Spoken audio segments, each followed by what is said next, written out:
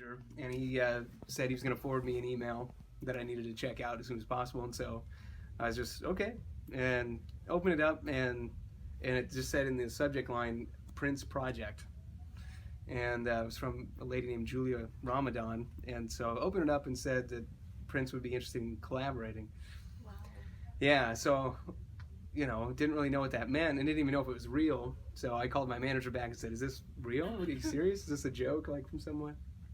And he said he didn't really know, so he said he was going to look into it, and, made some calls and all that, and it turned out it was real. So wrote back and said, yeah, of course, oh my God, what are we going to do, And so they ended up flying me up to Minneapolis and got picked up in a limo and went to a Country Inn and Suites hotel. And was just kind of waiting around, waiting to hear what's next, And get a phone call, and I pick it up, and Mr. McKee, yeah, this is Prince.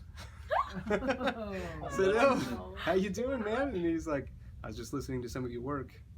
Wow, awesome, man. Well, I'm glad you dig it, And he said, we're going to have the limo come by and pick you and the bass player and the drummer up, because they were at the hotel too, and bring you over to Paisley Park. So be in the lobby in like 10 minutes or whatever. So went down and rode over to Paisley Park and went in. And there was a big foyer when you walked in, and like a balcony all the way around it. And I started to hear all these like weird kind of animal sounds, kind of. I was like, what is all that? And looked up, and there was all these bird cages filled with doves, like around the balcony. Oh. Yeah, just like, oh shit. And then he appeared up there, and was like, all right, we're gonna meet down in Studio A, everybody. So we went in there, and waiting for him to come down. First thing he does, he comes in, he asked me to go in this control room with him, and he just started asking me about like if I had control of my masters to my music and stuff, and I was like, yeah, actually I do. And he's like, great, that's good, man. And just asked me about playing guitar a bit, and then he was like, let's go jam a bit. So we did that, and I'm really not that good of an improviser, I don't think. There's other people that are way better than me. But we did that for a while, and he's like, that's cool. And then he asked me to play some of my own solo instrumental stuff, and he's like, yeah, this is great, man. So what are you doing this year? And I said, well, I've got some gigs where I'm opening for Dream Theater, this progressive rock band. That was the other thing I was doing that year. It was a crazy year. God. So we were just talking about, I was going to tell all about Prince and stuff on stage, so I was just doing it now. So anyway, we were at Paisley Park, and we jammed together, and then I played some of my own tunes, and he was asking me what I was doing that year, and told him I was opening for Dream Theater for these couple months, but then there was a time in late May and June where I could be free, and he said, all right, we'll figure something out. And then he was just like, you want to play some ping pong? And I said, I like looked at the bass player drummer like I didn't even register. Like, did he say ping pong? What the fuck? And so we went to another room, and he had a ping pong table all set up, and he wanted to play. And I played the bass player first and beat her, actually, and then he wanted to get in, and he just totally dominated everybody. He was amazing, like Olympic level. I think I got like maybe 1 point on him, but after that he just completely swept it. But yeah, it's crazy. He was just like that. I mean, like he was really anything cool. He dedicated himself to. Yeah, he was way cool. And but yeah, you could just tell he was that kind of guy, And you hear like Charlie Murphy stories about basketball, and like he's apparently really good at basketball too, Was he a good guitar player? Yeah.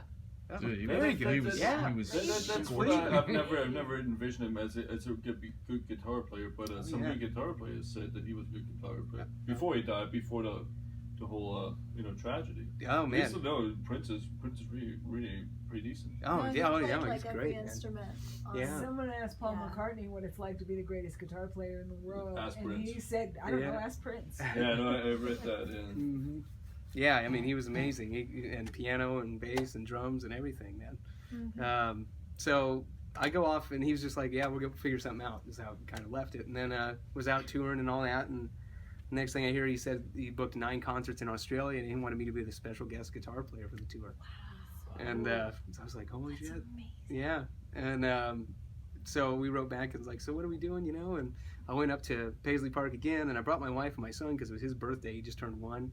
So we all went up, and we're there for like 5 days, and worked up a medley of about 7 tunes, I think.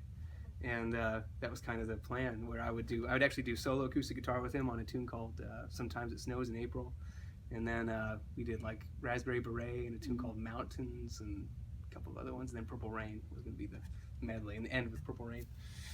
So it was all kind of set up, and I go out and I'm touring again. And about a week out from the shows with him in Australia, and I get another email, and it just says, "This is your outfit." In the subject line. Oh, God. Yeah, This is I your know. oh, Yeah, I know. And so I was God. like, oh my, What you know. color purple was it? yeah, like how many sequins? Like what is this gonna be? So I was kind of like reluctant to open it up, you know. But in it, he said that we'd like you to start the show as well, actually open the concert, and maybe you could start like in a minor key, you know, and something kind of mysterious, and make your way downstage and change the key a bit, and your 50-foot cape is going to be unfurling behind you. Yeah, 50-foot cape, yeah.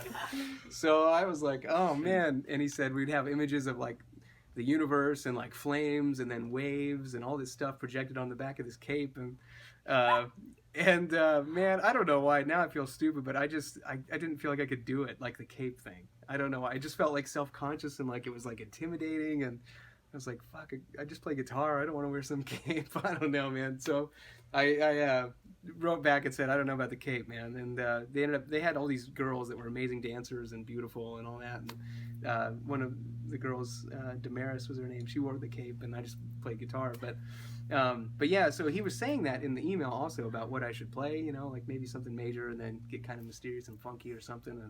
And I didn't really know what to...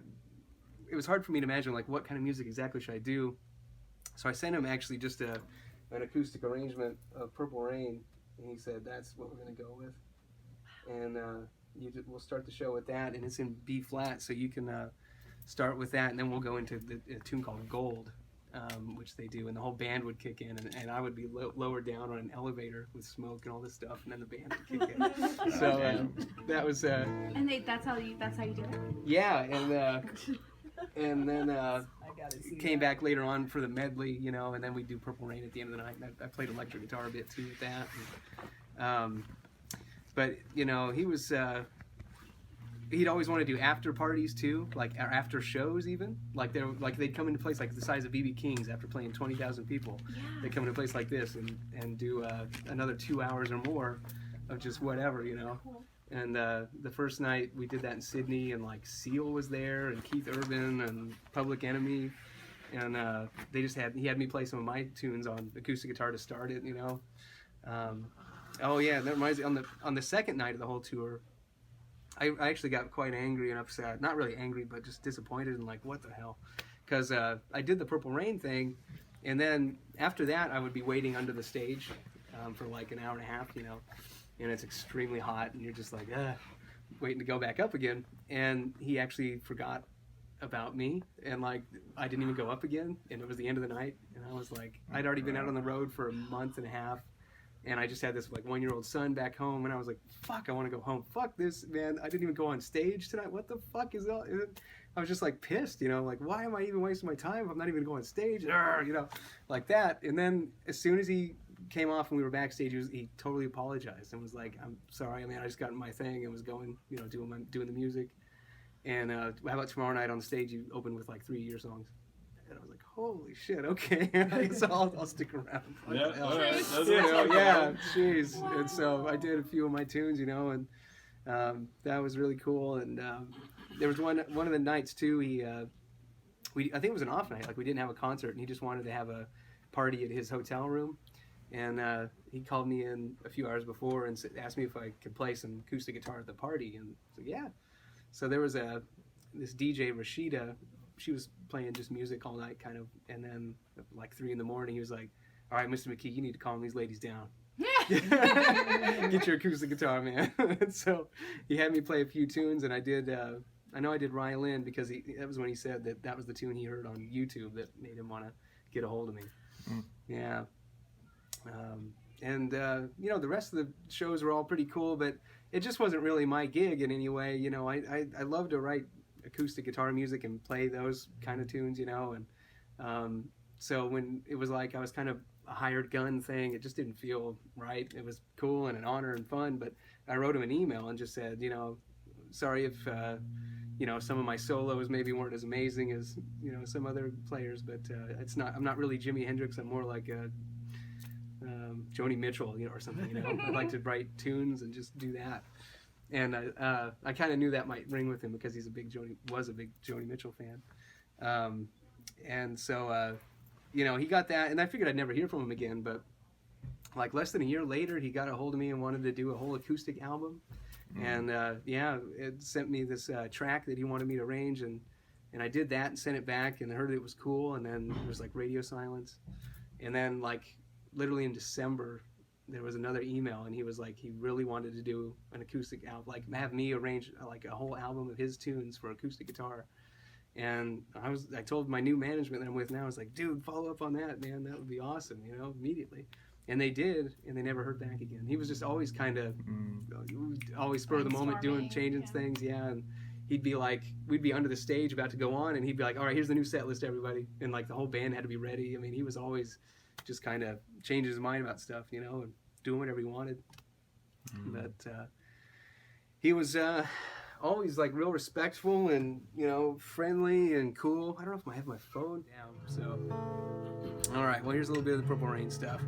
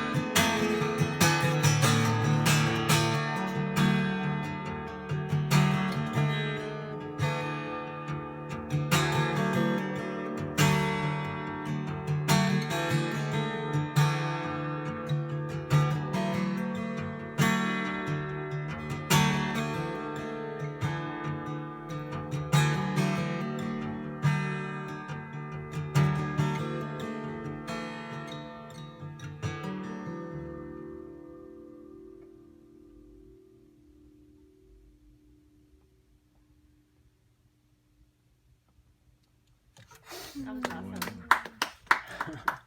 Beautiful, dude. Thanks, man. That was tough to lose him, man. Sorry. A bit emotional. Anyway. Maybe it's better I did that back here than on stage.